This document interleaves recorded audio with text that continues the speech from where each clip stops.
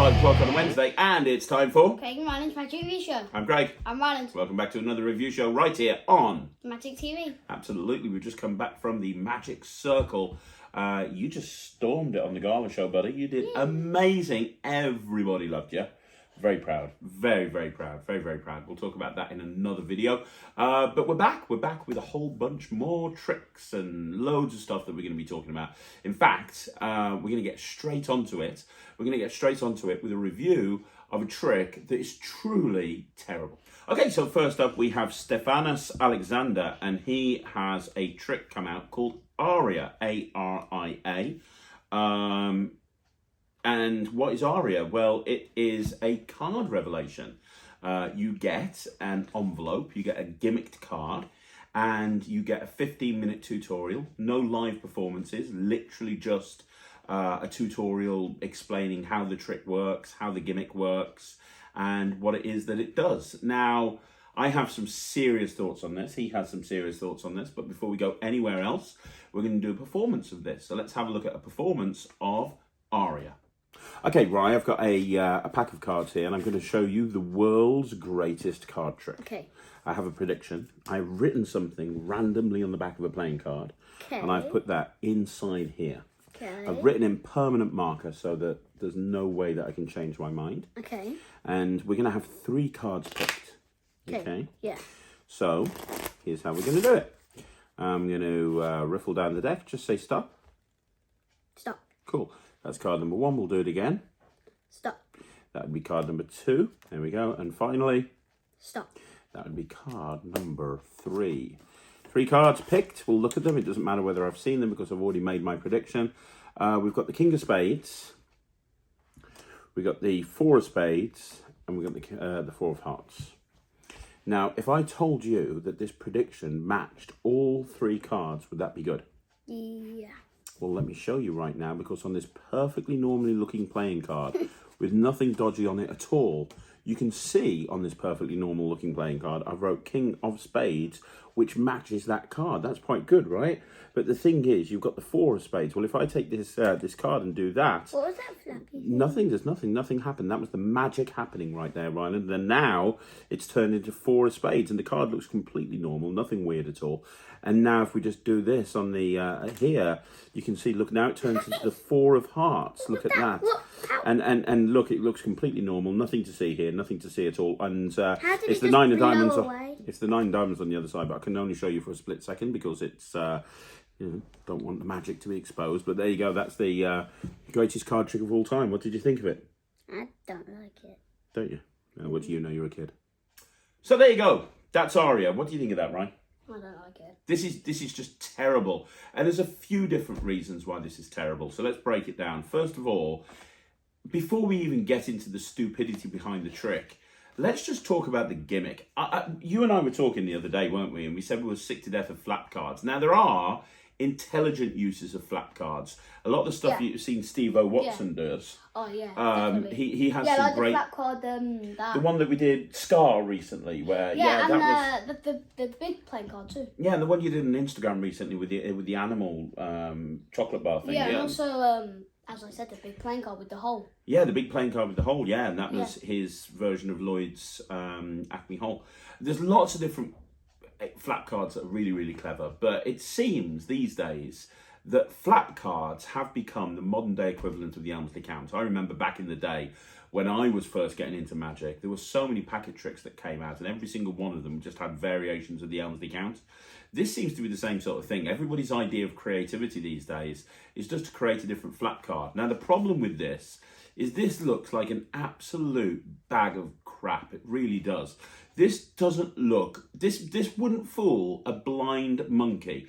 First of all, you look at it from this side and it is blatantly obvious what's going on. And when I was watching the tutorial and he was like, okay, this is what you do, he was doing it over and over again, and you could just see the card flapping round because of how it's made. It's not actually... it's visible. You can see, I mean, go back and look at the performance. You can see what's going on. You can see exactly how it works. But even if you couldn't see how it works, does that look like a normal card to you? That does not look like a normal card. And the other thing is, if I set it up, it even looks less like a card. So, you know, this is the setup, and you look at it like that, and it just looks terrible. And then when you have that go round, it just does not look good at all. And I've played around with it. I've tried to do it so many different ways. It looks dreadful. Now, as well as it looking dreadful, which is obviously a major problem, this thing can't be examined at all. Like, not even slightly. Can I just examine that? No, don't break it just yet. I know that you want to. And, No, I'm not gonna. I'm just saying. You can't examine it at all. You can't even look at it. I mean, look at it from that side. It looks terrible. Look at it from this side. It looks terrible. The other thing is the creator. I mean, it's all subtitled, but the creator proudly says that he's made the card plastic coated so that you can use dry erase marker on the card so that you can wipe it off and you can use a different card revelation every single time. The problem with this is it gives it a really unnatural looking glare that you don't get with a normal pack of cards. So that if you have this inside an envelope and you take it out, a second you take it out, even if you couldn't see the flaps in place, which you can, the glare really kind of makes it look like there's something weird about it. I would have suggested the best way to do it is make it out of a normal card. Well, actually, the best thing to do would not be make it in the first place. But if you were going to make it out of a normal card so you haven't got that glare there.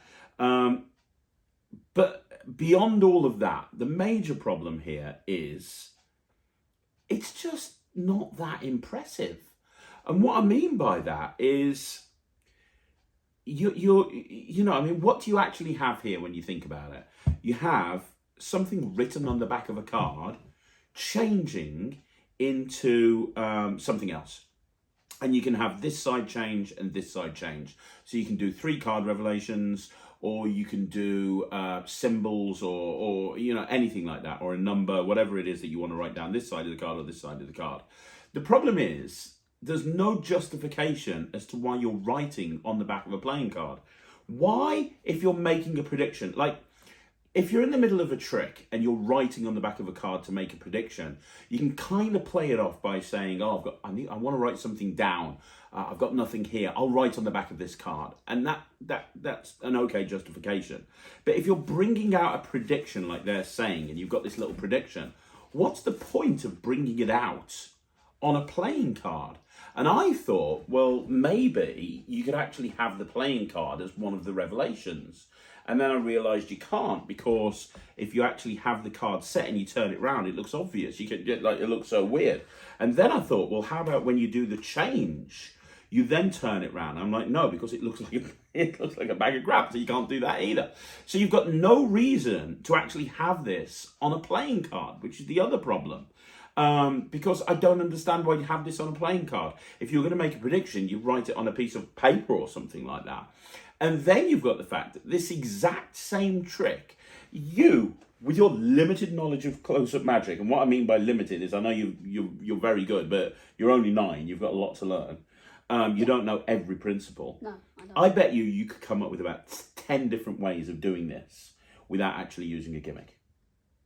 Like, for a start, you could have a card that you've written a prediction down on, and you could do the one where you flip it on your arm. Yeah, the shape shift to change. Yeah, exactly. You can do the name change. name change. Yeah, if you wanted to, you could have a double backer. So you could do a double lift. Yeah, you could have one card written on one side of a double backer, one card written on the other side of a double backer. So you can bring the double backer out as a prediction. It looks like a normal card. You could then do the shape shift to change it into the other card. And then you could do a double lift, and then it's changed into a third card. So there's so many different ways that you can actually do this. That means that the card can be examined at the end. Because honestly, we talk about examinability. In the real world, if you bring this off and somehow, like maybe, just maybe, the audience don't see what's going on, and I don't know what audience wouldn't see what's going on. Maybe you're performing to a group of people that have severely limited eyesight, and they've only got like 25% of their eyesight, and they've spent the entire day drinking, so they're absolutely like drunk out of their heads, so they can barely see and they're drunk. Then maybe, just maybe, this will fly past people. Even if it does, which it's not going to, people are going to want to examine this, because everything is happening to this card. that moment where all the changes are taking place on this card. And you can't examine this. You can't even let them come anywhere close to this. You can't even, realistically, you want to perform this 15 miles away from the audience, because that's the only place that you can perform this. Well, where you wouldn't see it. Well, yeah, then that's the only way that you're going to be able to fool people with this, if they can't see the bloody card in the first place. It's dreadful. Aria by Stephanus Alexander. It's a terrible tutorial. I'm sure I've There's had that no before. live performances. It's a badly made gimmick. It's a poorly made design. It's a terrible trick. It's just honestly, we haven't done this for a while, but Rye destroyed this thing. This is terrible. Oh, you're really going to town now. This is terrible. This is yeah, this is just, there's no redeeming features to this at all. It is a terrible trick. I'm giving it minus 500%. What are you giving it, right? Minus 100. Minus 1 million. Make your mind up. Minus 1,000,000% from right. Oh yeah. Oh, yeah, there you go.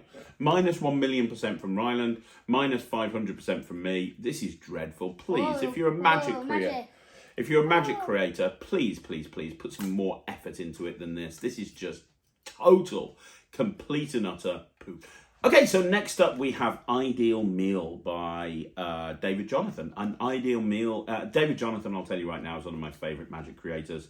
Snaps is one of my favourite tricks of all time. Threesome is one of my favourite impromptu tricks of all time.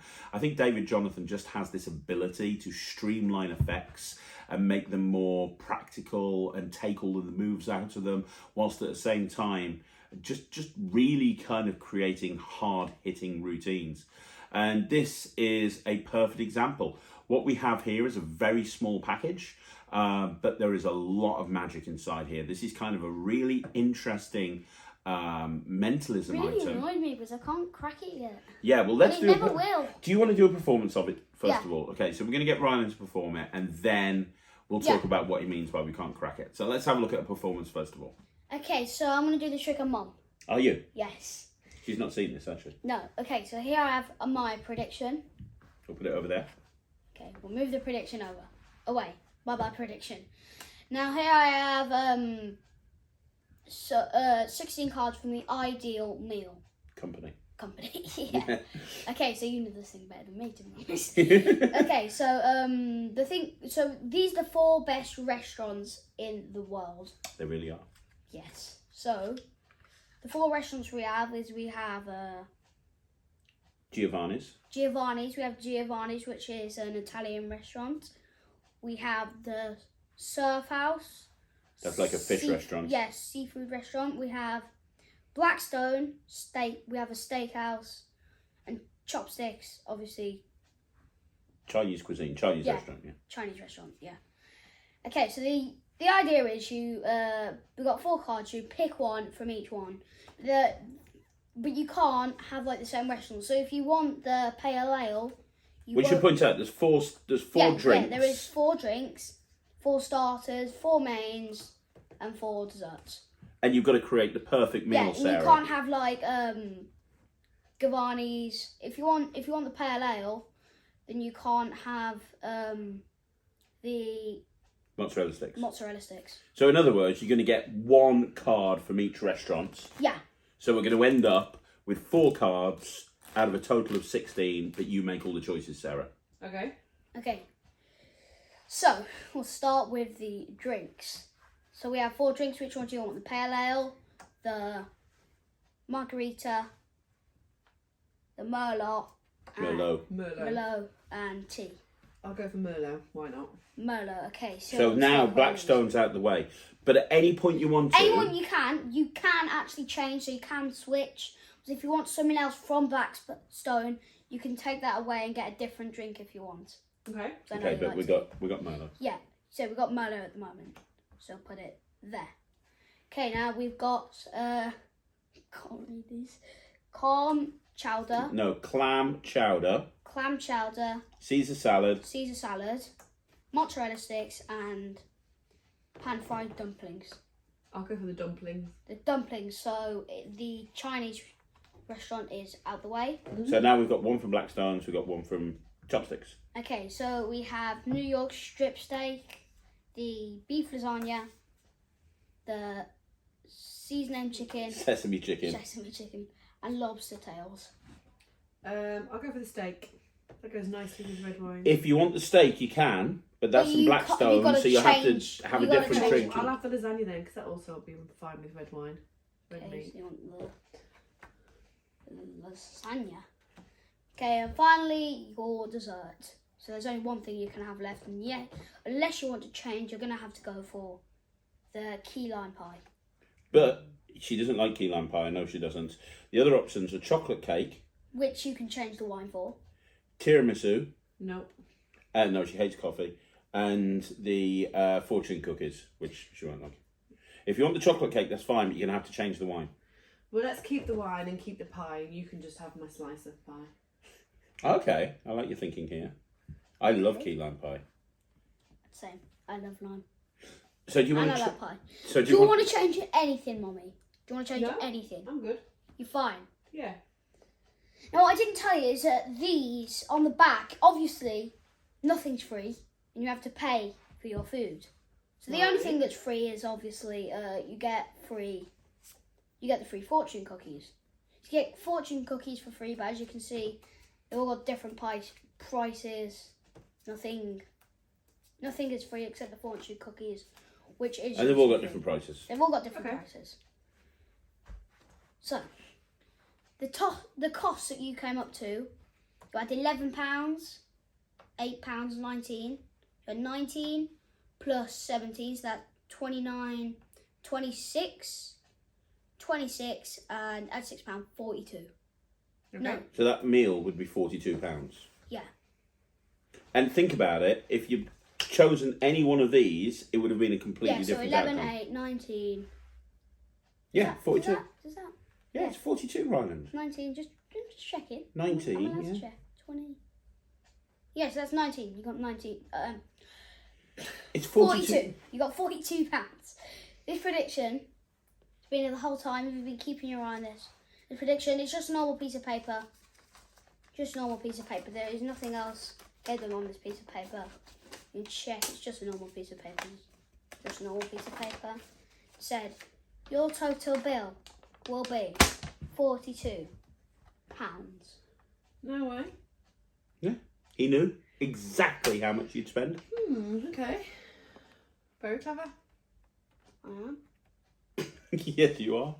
So this is a really clever trick, and you've already told me. I mean, that was your first performance of this. Yeah. You've already told me you do want to take this out to gigs, though. I mean, you're Yeah. going to have to know how the words are said. I mean, you've Merlot or whatever it was. You know, you're going to have to learn the words. But what's really cool about this is it's got a really interesting hook. The packaging for the trick is what you keep the trick in, because it just looks like a selection of cards from a company that does like gourmet meal experiences or whatever. And what's interesting here is it's an instant reset. So it resets instantly every single time. Everything's examinable. And David has taken a really old principle that's as old as the hills and modified it. This is a principle that you're probably going to be aware of, but he's put it together in such a way that I didn't even realise that he was using the original principle. In fact, I've got work on this same principle, and I didn't even realise that he was using this principle in this trick. What's really cool about it is the freedom You'll of have to choice. tell me what the principle is. Yeah, we'll do.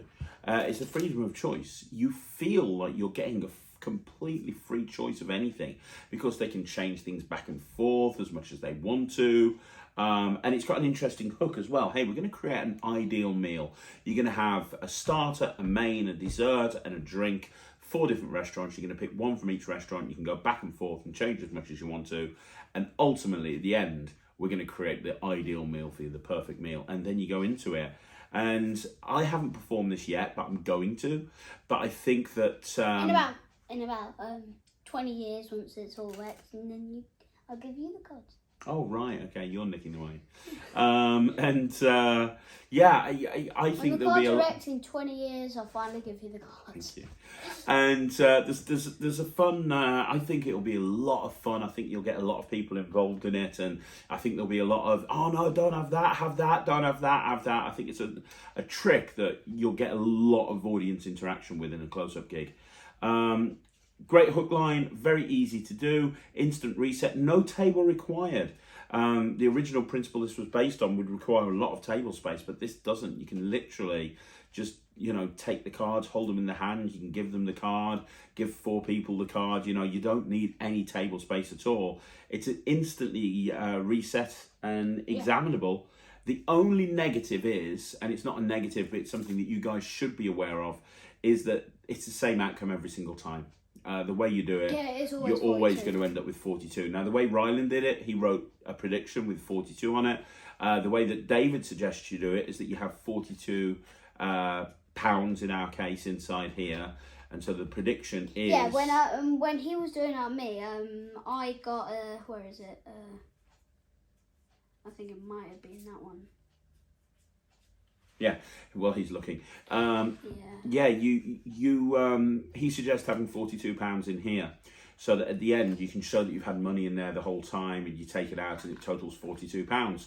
He mentions that Nicholas Mavresis, who is another incredible magician, doesn't do it that way, and instead what Nicholas does is he writes a prediction on a business card and puts that down in front of people during the course of the performance, which works really well as well.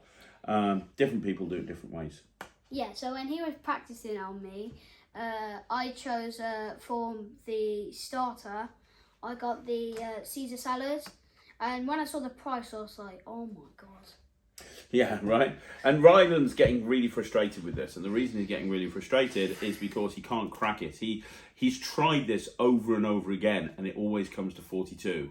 Because the method behind this, which is incredibly clever, I can't will always it, end up on 42. And I don't know why. But why is everything in the Chinese the cheapest? Like, Our Chinese are normally quite cheap.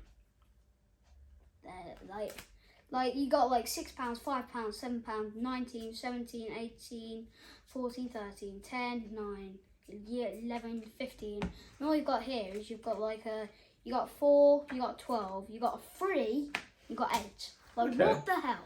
That's because China, obviously, it's a cheap Chinese restaurant. But on that subject, you can have them in dollars, you can have them in pounds, you can have them in euros. There's a lot of different versions. And one more thing that I will say, these cards are printed on PVC, which, unlike the last trick that we looked at, is a really good idea because you don't need to, there's no flaps or anything or any moving parts in here. They're not being shown as playing cards. They're being shown as like gourmet cards or whatever. And they're plastic coated. So in other words, if something's spilt on them, you can just rub it off, which is a really good idea. The swimming pool. Well, you could do, but I wouldn't do it though if I were you. But yeah, I really like this. I actually said to you, this is something that I could see myself performing. I really like this. I think it's got an interesting hook. I think it's a great performance piece. I think that you can make it really interesting. I don't think it's pipe and slippers magic. I think it's really interesting, really, really good trick. I love this. I really, really like this. Yeah. I'm going to give this 100%, and it's getting my trick of the week. What about you? Yeah, I love it. I'm going to give it trick of the week too. Yeah. So how much? 100%? Yeah. Okay, so 100% from Ryland, 100% from me. Trick of the week. Congratulations, David Jonathan. Ideal Meal is available from David's website or all good magic dealers. Okay, it's always a good time on Magic TV when we see another Gustavo Raley trick, one of your favourite creators. A cross. And this is Gustavo Raley's A Cross. Keep on hitting me, there's a broken button here. I'm so sorry. And this is A Cross by Gustavo Raley. And this is really a way of penetrating an Oreo cookie with a handkerchief, which sounds absolutely bonkers. That's exactly what we have here. It's a way of penetrating an Oreo cookie with a handkerchief. Through a handkerchief. I'm going to just do a performance for you so you can see exactly what it looks like. So let's have a look at this performance and then we'll talk about what we think. Yeah. Okay, Rye, I'm going to show you something with your favourite thing in the world. A handkerchief? No, Oreos. Yes! I'm going to show you something with Oreos. And if you like this trick, I'll let you eat the Oreo at the end. but it's also uses... I'm just going to pretend I like the trick. Even if it's bad. I don't know. He hasn't shown me this trick yet. I don't know what it is. So it uses an Oreo, yeah? That one's broken, but... Is it? It's got a little broken piece. Oh, I don't want a broken one. Yeah, get me another one out. Ugh. Go for this one. Maybe you'll get 2. There you go. Okay, thanks. Put the Oreos down. Watch this. So it's a trick with the Oreo and a ribbon. Can you just check to make sure the ribbon's normal? Is it okay? Yeah? Yep. Doesn't come apart or anything. So we've got a ribbon and an Oreo. Now watch carefully and don't blink. This is going to be incredible. I'm going to try and make the impossible possible and push that ribbon right there, right there, through the Oreo. And when I'm saying it's going right through, I'm not kidding. Check that out. It is really going right through the middle of the Oreo. I mean, how cool is that? Now, the thing is, it's only an illusion. It's not real. You see, when you see it come through, there's actually no hole. It just magically went right through. And like I said, I want to say thank you for helping me. Open. You can have that. Did you like the trick? Yeah, good trick. Good. That was mine. So there you go. That's across. It's a penetration of an Oreo cookie with a handkerchief. It's a really cool trick. It's a little bit like Karate Coin, but he talks about how you can actually do. Isn't Karate Coin where you go? Finger, yeah. You can actually he talks about how you can use a normal handkerchief instead of the ribbon that's applied. He talks about how you can use a Sharpie instead of anything else. And what you get here is you get the handkerchief and you get a gimmick, and the gimmick is added onto any normal Oreo cookie. So you can borrow an Oreo cookie because, let's be honest, when you're at a gig and you're out and about and you're there, you're rocking up to your wedding, the easiest thing to borrow is an Oreo cookie. Hello there, sir. My name's Craig. I'm the magician here at the wedding. Are you having a good day? You are fantastic. Can I show you some magic? Yes. I'd like to borrow something off you to do this. No, sir. Not a bill, not a watch. No. Have you got an Oreo cookie I can borrow, please? That's never going to happen. Nobody has an Oreo cookie unless you're doing a gig at Oreo headquarters. Oh my God. In which case you can borrow as many Oreo cookies. If you work at Oreo, Please. then please get in touch because the kid magician will work for free. He'll work for free. He'll come along and do whatever as long as In you've fact, got. I'll pay. He'll pay to go and do magic in your cookie factory. Anyway, look, I don't like this as much as some of Gustavo's other tricks. There's a lot of Gustavo tricks I like. I like all of his Lego stuff. I like a lot of his Rubik's Cube stuff. I like a lot of the stuff that Gustavo brings out is great. Yeah. It's really visual. It's really awesome. Really good. And I think he's got a very unique take on tricks. I just don't think this is as good as some of the other stuff he's done. I wouldn't do this. And I do some Oreo tricks, but I wouldn't do this. It's okay. It's all right. I mean, it's okay. It's okay. It's okay. I would buy every single Oreo cookie and go to the Oreo headquarters. Would you do this? If I was able to go to the Oreo headquarters. In all seriousness, would you do this? Maybe. What, Instagram? You're not going to do this in a 80%. gig. You're not going to do this in a gig. I might. That's why I'm giving it 80. 80. I'm not going to do this. Yeah, I might, but I might not. I've made a new rule. 80 is might not. Okay. Well, my instinct is that Gustavo has done a lot better than this. This isn't terrible.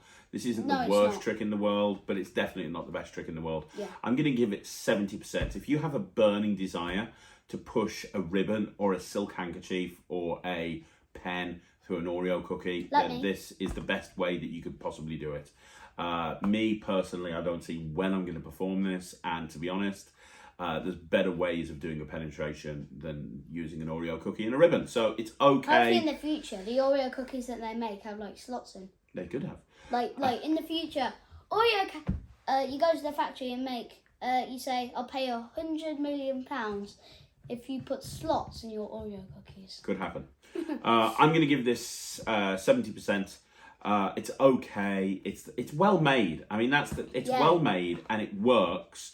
And the handling is relatively easy. Yeah. It's just I can't see myself doing it. So 70% from me, 80% from Ryland. Let's move on with the next trick. Yeah. Okay, so this is kind of interesting. We don't normally do deck reviews on the review show. We leave that for a 5x5. But we wanted to bring this to your attention because there's a lot you can actually do with this. This is a new deck that's been bought out. You can get it from all good Magic dealers. We got ours from Penguin Magic. It's by the USA Playing Card Company. It's by playingcarddex.com. And it's called Index Only. And it's a deck of cards that just have the indexes. That's all they have. They just have the indexes. I want that deck. I want it on the shelf that you're going to get me with my cups and balls. Oh, yes. Well, they don't have... Get me one so I can frame it. I'm going Please. to. Okay. They don't have pips. They just have indices. You get a double backer and you get a blank card, but you don't get. That's what it is. It's an index only deck. Now this is kind of flown under. Ace of Spades. This is this is flown under people's radar. Yeah. And I think there's an awful lot you can do with a deck of cards like this. There's an awful lot. Huh? Why did you just mix them? I don't know. I'm just playing with them. Like for example, you could have. Is that supposed to be like a normal deck of cards that you use in the gig? Yeah. Well, what you could do... Well, no. I mean, the idea is that you can do tricks with them. So let's say, for example, you had the 2 of hearts, but there's no pips on it. And you put this into a normal deck. So you had somebody pick a card, and they picked the 5 of hearts. Okay. And you've done a double lift to show the 5 of hearts. Yeah. Yeah? And then you put the 5... No... Okay, let's say they pick the 7 of hearts. Yeah. And it's lost into the pack, and then you take the 5 of hearts, and you say, is that your card? And they say no, and you deal that onto the table, so you're dealing the 7 there, and you go, what was their card? And they go, 7 of hearts. And you go, oh, I was only 2 off.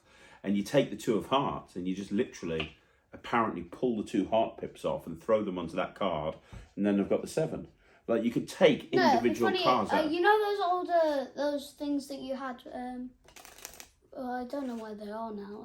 I think you used one of them. You know the heart things and the diamonds, the spades and the clubs, the little stickers. And you actually peel the sticker off and put it on the 5. Yeah, that's a good idea. Yeah, you could just... Yeah, I mean, there's a lot you could do. In fact, I'm going to do a quick performance for you of just an idea of what you can do with it. This is my handling of a John Gustavo trick from his Second Storm DVD set. Or it could be Brainstorm as one of the two. And this is something that you could do. You'll see what I'm doing here. I've taken the 4 kings out of the index only deck. I've added them to a regular deck, and it's going to allow you to do like an impromptu packet trick, which I think is pretty cool. So let's have a look at that routine now, just to give you an idea of what you can do with this deck of cards. All right, Ryan, I'm going to show you something with a pack of playing cards.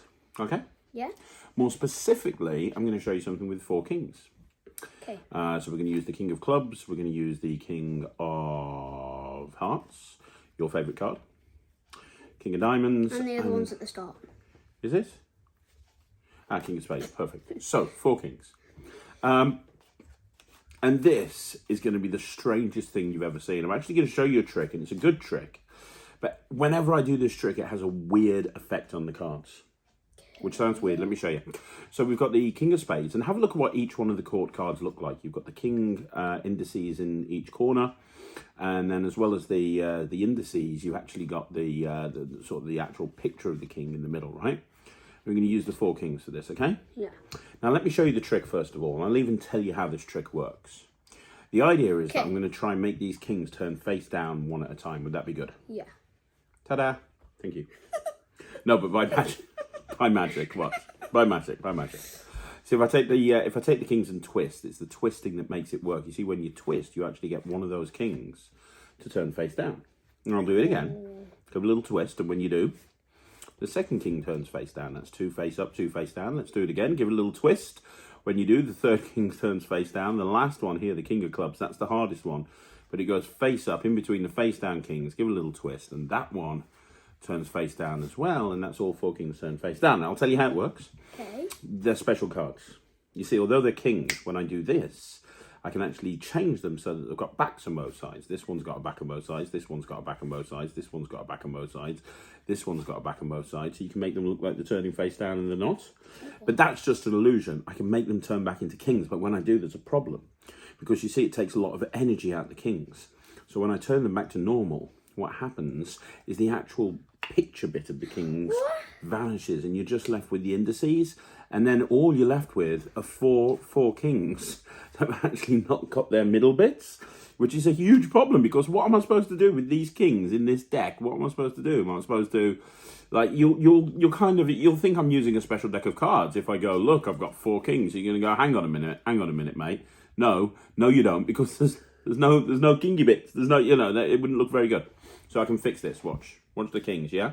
Yeah. If I take them and do this, I can actually do this from a distance. Watch, I can do this and this, and what happens is the kingy bits come back, and that is the trick. Kingy bits. The kingy bits. So yeah, I mean, to be honest, there's so much you can do with this. You're limited only with your own creativity. I think this is a really smart trick. I think you can make some killer packet tricks out of this, like where you've got blank cards and maybe you print the corners and the indices, and then you print the actual card and a whole bunch of other stuff. I think this is really good. Yeah. I really, really like this. There's no instructions. You just get the deck of cards. It's a regular deck of cards. Certainly you can have it. There you go. Yes. It's a regular deck of cards. Of course, we've got like 3 of them. It's a regular deck of cards. I'm gonna like glue like a table and like stick them out and like have it framed. Oh yeah. Yeah. Okay. I'm gonna get a carp. I'm gonna get like those things that you have behind the frame, like where you have your pictures. Yeah. I'm gonna like glue it onto there, like put like a glue line and then spread the cards out, and Why have not? it put up on my wall. Why not? But yeah, I mean, there's no instructions with it. Please bear that in mind. But people ask me all the time on this channel about creativity and how to be more creative. And this is the sort of thing, as somebody who likes to create magic, this is the sort of thing I love to see. Looking at a deck of cards like this, I'll literally just sit there and come up with so many different applications of what you can actually do with this. You can take them out and use them in packet tricks. You can actually, you could do some wicked ace assemblies with this. And there's just so much you can do.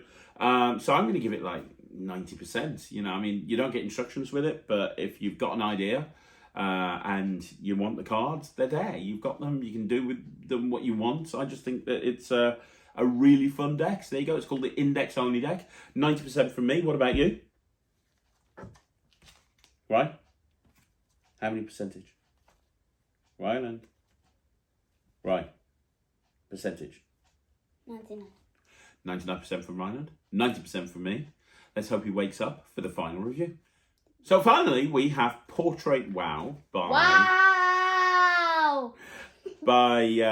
Katsuya, Masuda, and Roman Garcia. Yes. And I've been a big fan of WoW for years. I love the WoW gimmicks. I do an awful lot with them. I have one of those playing cards ones. I had the You 7. do? Yeah. I don't know where it is now. I used to have the 7 of cards. I think you took it off me, to be honest. No. I've got like 6 or 7 of them in the office. Different ones, because I do an awful lot with WoW. I love WoW. I think WoW is great. I've got a lot of handlings with it. And as such, I was very excited when I see Portrait WoW come out. Now, this is not cheap. This is about 100 odd quid. It's not cheap, but what it allows you to do is use your WoW gimmick, but kind of jumbo parlor sized. And it's designed to look like a stick man. So you can do like transpositions between drawings, which sounds insane, but there's so many different things that you can do with this. The tutorial's about 20 minutes long, 25 minutes long. There's no real live performances, but you get snippets of them performing it on stage, and there's lots of different ways to handle it. And if you're interested, the method that Ryland's going to use right now is method 2. Method 2. Oh no, it could be 3. No, it's method 3. Method 3. So let's have a look at a performance of Portrait WoW. Yeah. Okay, so here I have 2 folders, 2 pieces of paper, and 2 Sharpies. So what you're going to do is you're going to draw anything you want. Anything at all? Anything you want. And you're drawing as well? Yeah, I'm going to draw soon. Okay, I'm not the best artist in the world, right? Come on. I can do this though. I can do this. This is where I get to show the entire world my talents. I am drawing Mommy. I'm drawing Mommy. She's shaking her head right now. Okay, I've got mine. I'm drawing Mommy. Hang on. I'm just getting the... I've got to get the ears in. It's just going to be the face of Mommy. I've got to get the long hair, because she's got long hair. She hasn't. She's got short hair. It's longer than mine. Hang on. Hang on. Mommy. That is, honestly, it's scarily just like her. There we go. Sarah, what do you reckon? I love it. I think it's really good. Okay. So what you're going to do is we're going to switch them.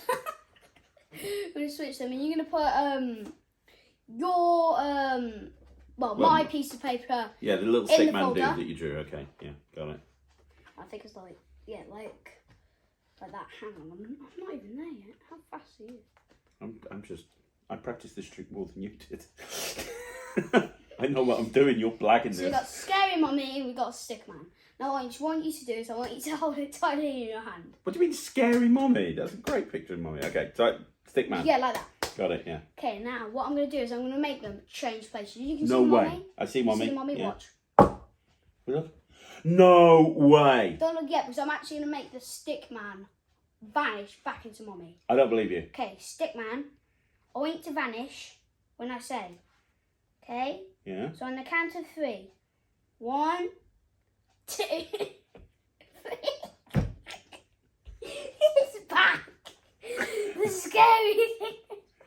Look in your hand. I got the stick man. Yay! Check that out. How's that? So there you go. I mean, that was a double. That was like a double transposition. That's what method 3 is. It's a double transposition. Yeah. I quite like the idea of following method 1 up with method 3 because method 1 for me is the. I'm not looking. Method 1 is the best way to do it in my opinion. But I think method. It's your nightmare. Scary mommy. Honestly, I think that picture is really good. But anyway, there you go.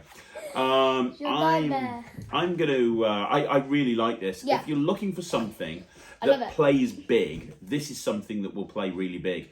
It's the equivalent of doing like a transposition style routine, but on stage you could really play it up. Have the person come up on stage and hold the thing. Yeah. You can do a multi-phase routine if you want to by combining different phases. Go back and forth, back and forth. I really like this. I really like this. I think that the visual. I like the picture where they like vanish and like. Yeah, well, Ryland turned it towards him and did it like this, which you don't have to do. You could actually have it towards them. And you see the picture change. It's up to you exactly how you do it. But this, for me, is brilliant. I love this. I think I'm going to put this into my cabaret show. Yeah. I think that this is a really fun piece that I think that when scripted correctly, could be really strong. Yeah. And also I love the idea of using the wow gimmicks as little folders that you can kind of hold on to. And getting them to write on there and then put them into the thing. Just the whole thing's really well worked out. Would have liked to have seen more live performances or a few more ideas with it, but still what you've got is a really nice set. And it's the absolute definition of pack small, play big. And although I'm talking about doing it on stage, which I think is where it's best, it fits nicely into an inside jacket pocket. So if you were doing big table stuff and the lighting was right and it wasn't too dark and you wanted to do something that would play to the table, then this is a great trick to do as well. I really like this. I love it. I'm excited about starting to perform it. I'm probably going to do a map test on it. This is really good. I'm going to give it 95%. What about you? 99. 99% from Ryland, 95% from me. It's not cheap. That's the thing you need to bear in mind. I think it's like £100 odd, so it's not cheap. But if you're looking for one of those routines that packs small and plays big, it's super visual and it's very easy to do, then Portrait Wow might be the trick that you're looking for. Yeah. Let's wrap this up. And that's another review show in the bag. That's another review show in the bag. That's another review show in the bag. It is another review show in the bag. I'm stuck. All right. It is another. It's so weird. It is another review show in the bag, guys. Thank you once again for joining us right here on Magic TV. We'll see you again next Wednesday. We're here every Wednesday doing a review show at 5 o'clock. If you haven't already done so, make sure you follow him on Instagram. It's now on. By the time you watch this, you'll be on 12,000 plus subscribers. Yeah, how do you know? How do you know? I'm not on it yet. I'm not on it. Because you're like on 11,600, and this isn't going up for a week. It just goes. It could do. Everyone could realise that you are actually rubbish and stop watching you. See, it could happen. It could happen. It could happen. It could happen. You're on almost 1,000 subscribers on your own YouTube channel. Yeah. I know. Whoop, whoop. Anyway, you want to see more videos like this? Like the video, Yeah. subscribe to the channel, leave a comment down below. Also, join the Netrix by going to www.thenetrix.com. I'll be back tomorrow with another video. Ryland will be back next Wednesday on the review show, and you can catch him every single day on Every his single day. on your Instagram channel posting videos. Yeah. I'll see you again soon. Thanks so much for watching. I'm Craig. I'm Ryland. See you again. Take care. Bye, everyone. Bye bye.